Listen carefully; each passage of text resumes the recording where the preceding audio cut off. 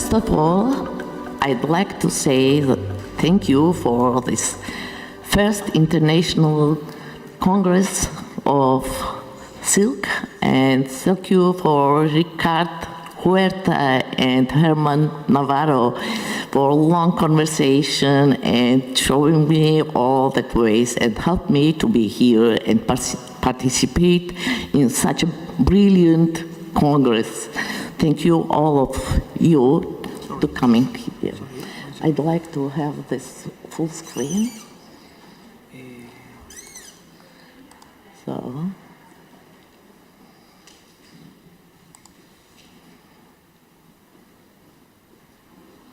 it's full size.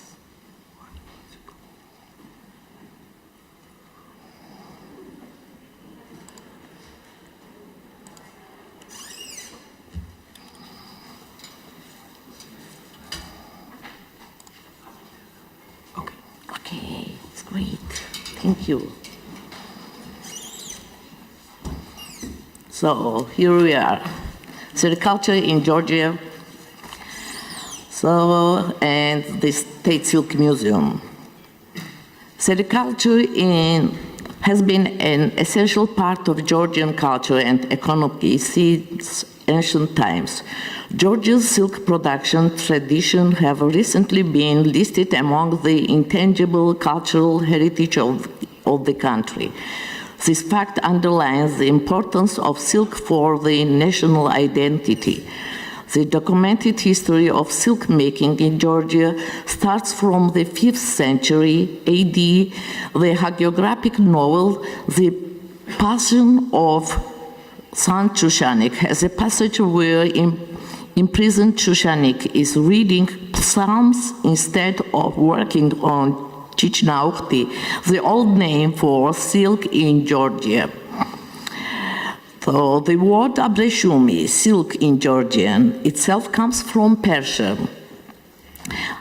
And it's used in Georgia literature since the 19th century. Based on the historical sources, in the 5th century, King Vakhtang Gorgasali brought silkworm eggs from India trip, and assuming that Georgia was already introduced to the field. However, some scholars think that Georgia could have been introduced to sericulture even earlier, as mulberry is endemic to the region and unique species in silkworm have been found here. One of the routes of the Great Silk Road went through Georgia, suggesting the silk trade also took place locally. The Silk Road was trade route contributed not only to economic relations, but also to cultural and intellectual interaction among the countries, which also contributed to Georgian culture a lot.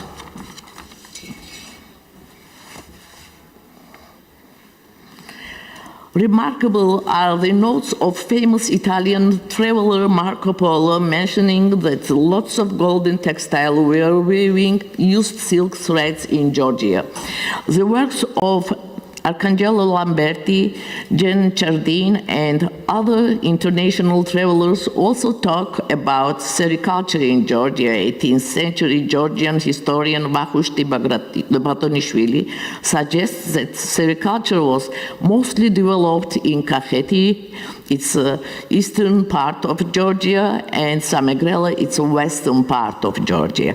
Various fields of artistry were related to sericulture in the 17th and 18th centuries. For example, Dang Daraya, one of the special types of domestic woven silk textile, mostly used a headscarf in western Georgia, and other textiles was regarding as separate professions. Notes of various travelers suggest that silk weavers used to sit together in the market of Tbilisi, showing their mastery with great eagerness to the audience. A number of spinning factories were established in Georgia by Europeans for producing high-quality silk products in the 1850s.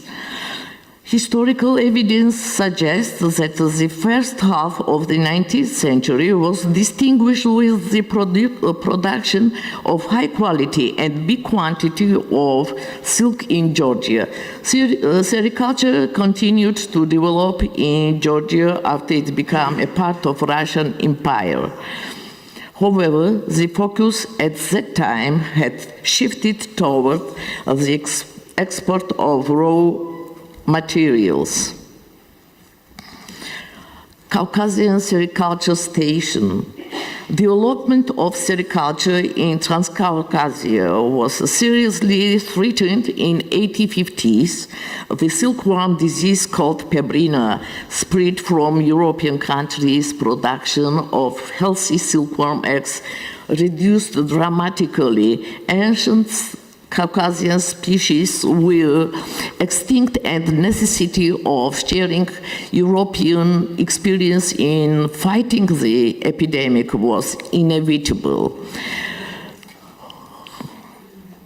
Russian authorities decided to send young biologist Nikolai Shavrov to the Caucasus for studying the situation. After the expedition, he was sent to the land of European sericulture, Lyon, France, where in the laboratory of Louis Pasteur, scientists were worked on the method of fighting pebrina.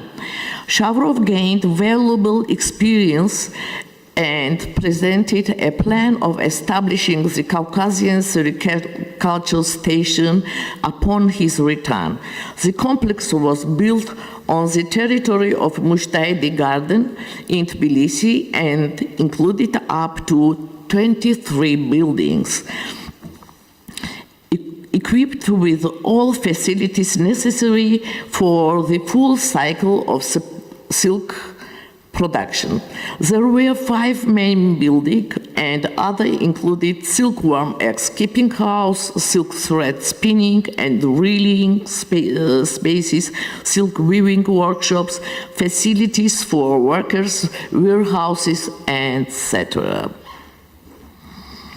The ultimate goal of the station was to study the local species of silkworm as well as to supply local with healthy silkworm eggs.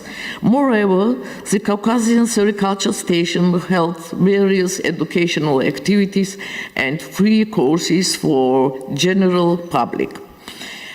Frequent expeditions were organized across the Caucasus as part of their scientific work, following by publishing reports.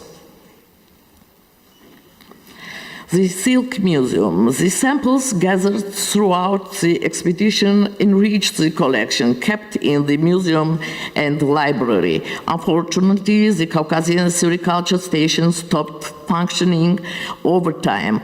Later, during the Soviet period, the station started to function as a research institute again, changed his name several times. However, the complex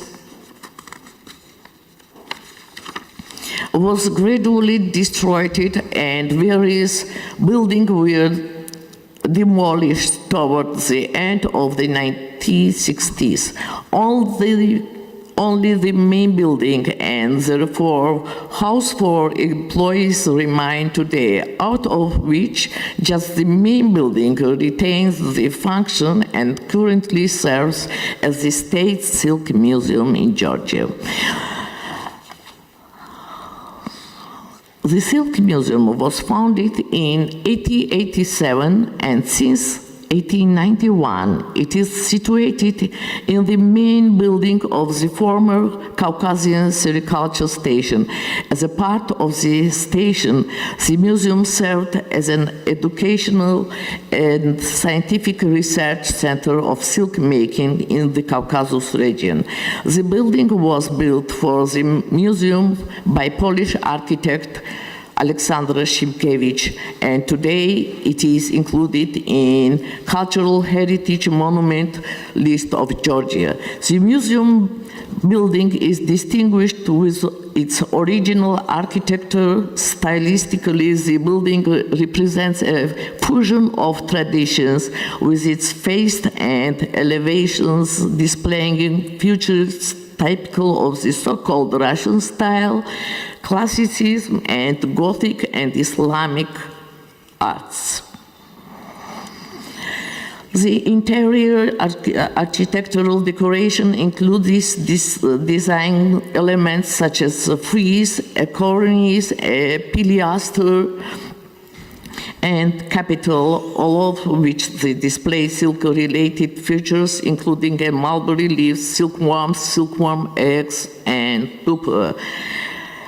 As the museum originally had an educational function, its main focus is not only on textiles, but it preserves all kinds of objects related to sericulture, including cocoons, silkworm biology, different collections of silk textile, laces, mulberry tree-related specimens, dye collections with colored threads, etc. The museum nowadays preserves up to 4,000 objects and 20,000 books from 50 different countries. The State Silk Museum is one of the oldest among the world silk museums and the only one in the Caucasus region. The museum is one of the oldest museums in Georgia too. Some of the collection highlights includes unique collection of silk cocoons, up to 5,000 different species and varieties.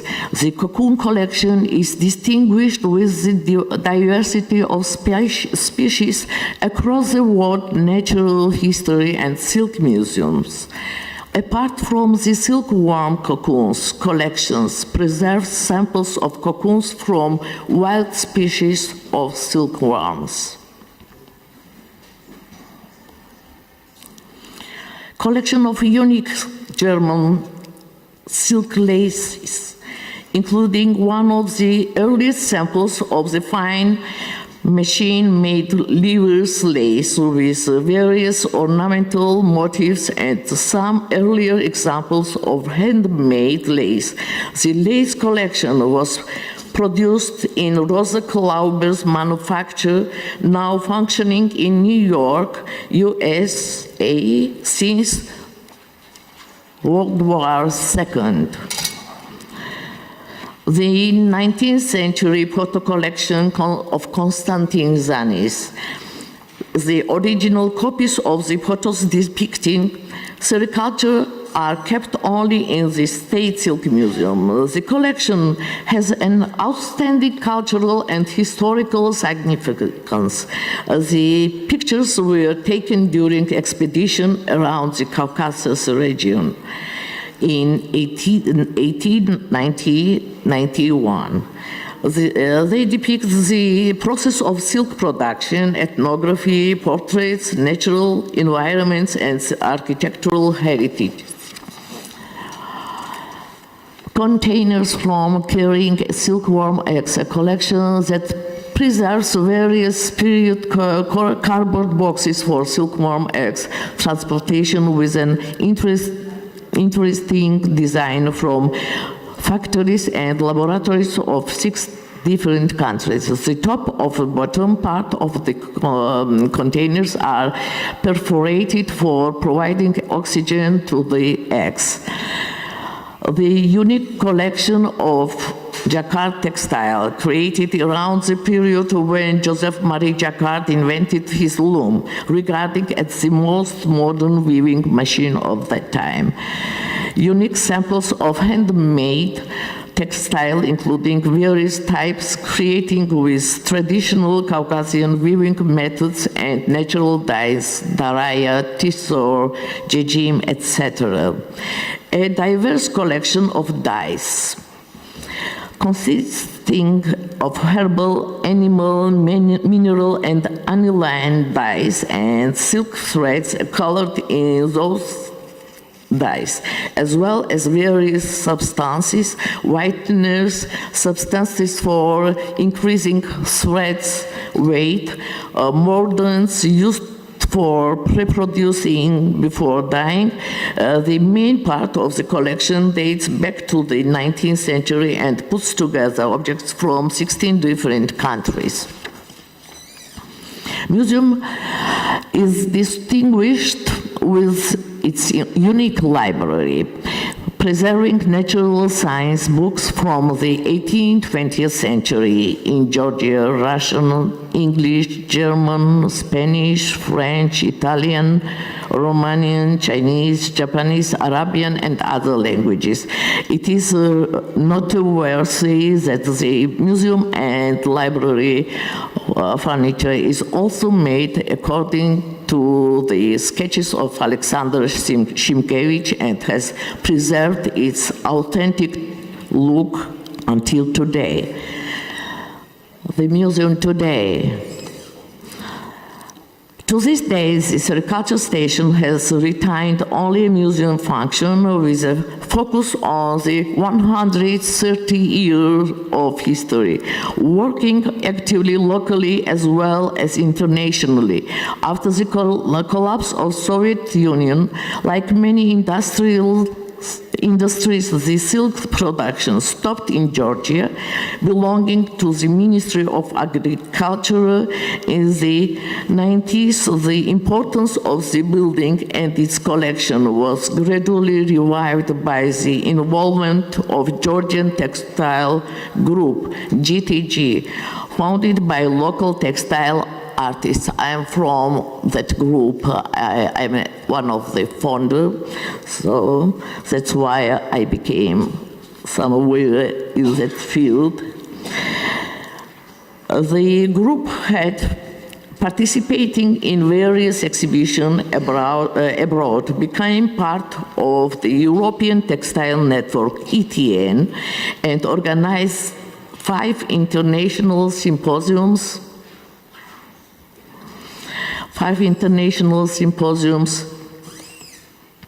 and exhibitions to save the museum. Every symposium would open at the museum's building, and the information about its importance was sent to the authorities. Finally, in 2006, it became a part of Ministry of Culture and Monument Protection of Georgia, and it's 2007 starting functioning as the State Silk Museum. The new team was actively working with ICOM Georgia and other organizations and individuals for developing a successful museum. Nowadays, while maintaining its collections and authentic atmosphere, the museum is also dedicated to implementing educational programs and being open to new initiatives such as the contemporary art projects, various workshops, etc. Educational activities. One of the main priorities of the museum is to cooperate with schools in Georgia. The museum offers several educational programs and practical workshops for school children. There are different programs for different age groups related to the various collections of the Silk Museum. For example, one of the educational program called For Lives teaches school children about the biology of a silkworm and includes practical workshops. So this program also connects to the section in the 4th grade school's curriculum, and it's particularly popular during springtime. The museum has an annual program of live silkworms. A number of live silkworms are kept at the museum, and it is very interesting for every segment of visitors During 2014-2016, a summer school with various themes was also organized for children at the museum.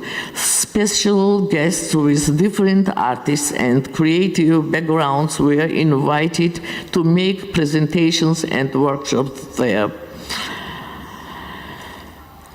Apart from school educational programs, the State Silk Museum also organizes programs and workshops for adults that find connection with the various themes. Some of the examples of include Maintain the Brilliance, educational and social program for adults in theory and practice of sericulture, supported by DVV International Foundation from Germany. So, internship programs studied students of different professions, exhibitions, museum collection, educational program, library. Some of the thematic workshop included teaching different skills. The Unbroken Thread,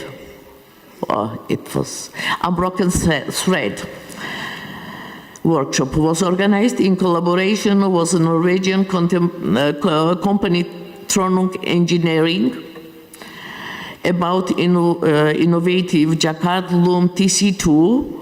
In the framework of this project, the museum organized a summer school pixel generation for various artists, learning how to use the digital loom and include it in their artistic practice. Wave Your Scarf. After Maintain of Brilliance program, the museum launched a practical project about weaving scarves using the 2 manual looms available at the museum. It became very popular, and visitors registered to learn and weave scarves for themselves and as a gift. Public lectures, discussions, and symposiums also consisted an important aspect of educational activities. Some examples implemented at the State Silk Museum include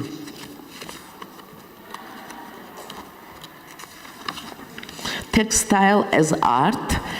Here is president of ETN. It's Beatrice Terk, she's starting the discussion, and then Georgian artists continue, so it was really interesting for that time. Tradition and innovation. It was 100th anniversary of the State Silk Museum, including special programs, international conference and public meeting among them. It was friendship with the World Silk Museums. An exhibition manifested representing various silk museums around the world, which responded to our call on the collaboration for the projects. And among them was your country as well, and thank you for this. And now, collaborative projects, contemporary art, and the State Silk Museum. The State Silk Museum has several directions in the current working strategy, and one of them is to support different collaborations, contemporary art to connect current artistic and cultural events with the museum specifics, and to develop platforms for new visions and cooperation. On the one hand, it provides a rethink of existing knowledge through new projects, and on the other hand, it's further popularize the museum. The State Silk Museum has organized and hosts several important local and international projects, exhibitions, and activities. So, art intervention in the museum, March 2016, February 2017, collaborative groups of Georgian artists and curators inspired by the museum space and its collection worked at the State Silk Museum. During this project, 4 successful contemporary and art exhibitions were organized at the museum. Project financial support and partner was Swiss Cooperation Office in South Caucasus Cultural and Management Lab. So, being active in contemporary art, the museum started to have contemporary art collection, including a number of workshops that have been exhibited at the museum. So now the State Silk Museum has been worked on the number of collaborative projects and co-organized exhibitions such as the Carpet Festival in Rabati in Georgia, International Carpet Festival, Scopes of Czech in Georgia was held in Akhaltsikhe. The festival also features and conference a carpet as the cultural heritage and memory, organized by the State Silk Museum, collaboration with Georgian Textile Museum of Folk and Applied Art. The conference brought together specialists from Georgia and 8 foreign countries in 2016. Here is some video, but maybe it's better to skip. I don't know if it works. Maybe we'll skip. But with the mouse. Click with the mouse. It's Click here. I don't know, but we'll wait a minute. Okay.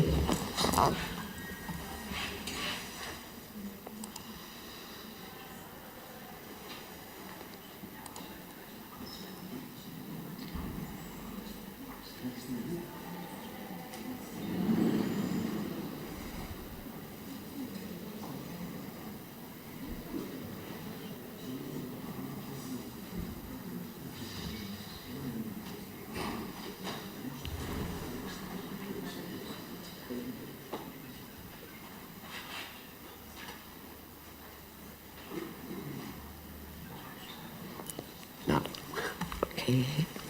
Let's see. Wait a minute, please.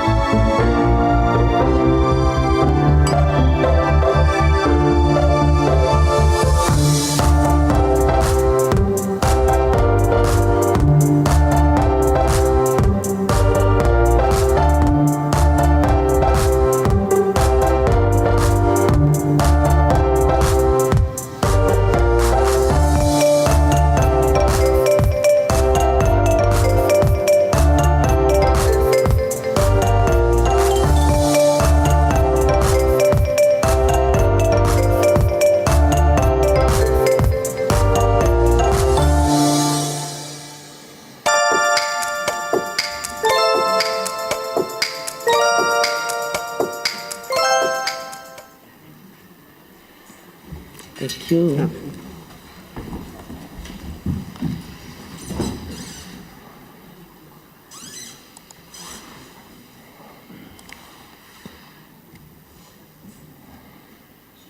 To return back now. Thank you. Continue. So, we'll continue now.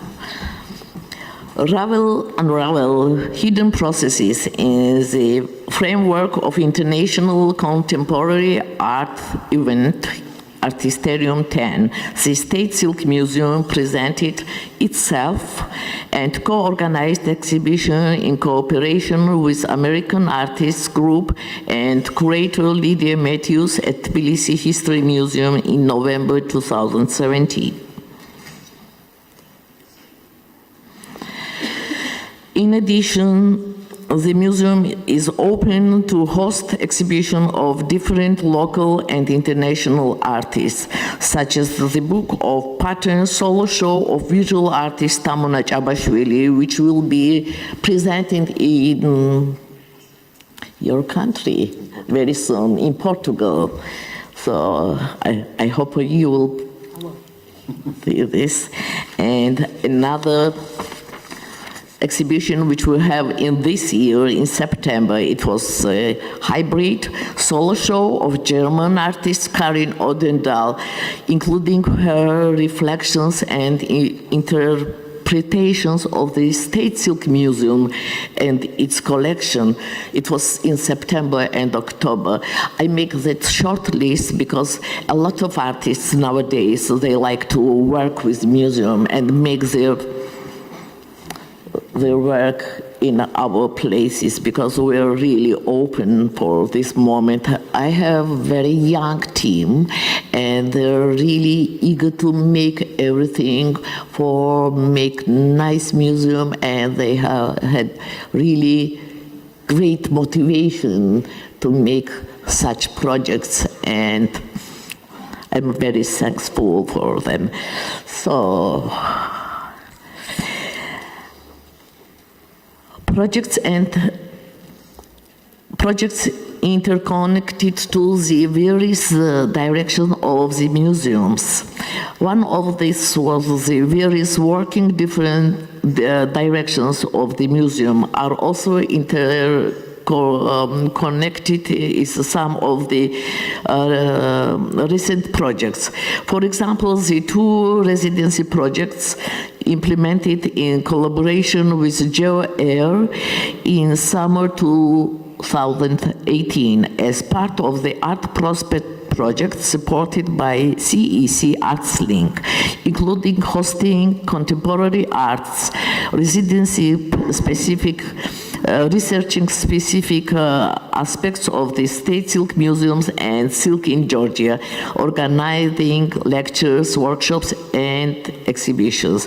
In June 2018, Museum's residency program hosted artist Tatiana Fyodorova from Moldova as part of the museum's school program. She conducted a workshop for local artists and about the creation of an artist's book concerning the theme of silk production and textile industry during the Soviet period in Georgia. The research of this residency and workshop were presented at the exhibition and called Breeze at the State Silk Museum. In July 2018, our residency program hosted artist Dilyara Kaipova from Uzbekistan. As part of the museum's summer school program, she conducted public lectures about textile tradition of Uzbekistan, especially ikat, but also dyeing silk fabrics. She also worked on her individual artistic project using the loom at the museums. Additionally, she supported the textile researches of textile collections at the museum.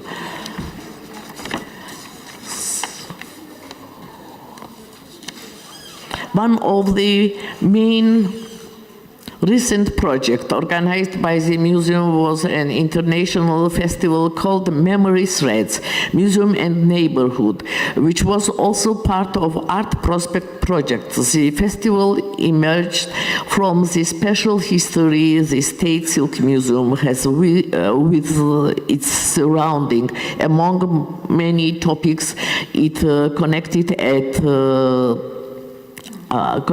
art and public spaces, museums, historical and current relations with the surrounding, and was a step forward for connecting direct neighborhoods, individuals, and well as establishments of organizations with the museum. The festival included artworks by local and international artists, and its museum building, its garden and surrounding spaces, artistic tours of the neighborhood, educational program, students as a guide, where school children made guided tours about the museums and its surrounding, and souvenirs making workshops. So it's photos for there. So, and considering the importance of its history and collections, the State Silk Museum works actively to maintain and spread the diverse knowledge it has. Additionally, currently the museum actively works on new ways to represent and enrich its knowledge, manifested in its various and multi-faced programs, making it an interesting, active, and inspiring place locally and internationally. Thank you for your attention, and sorry that I read all that materials because it was hard for me to speak 40 minutes or more. I don't know. Thank you.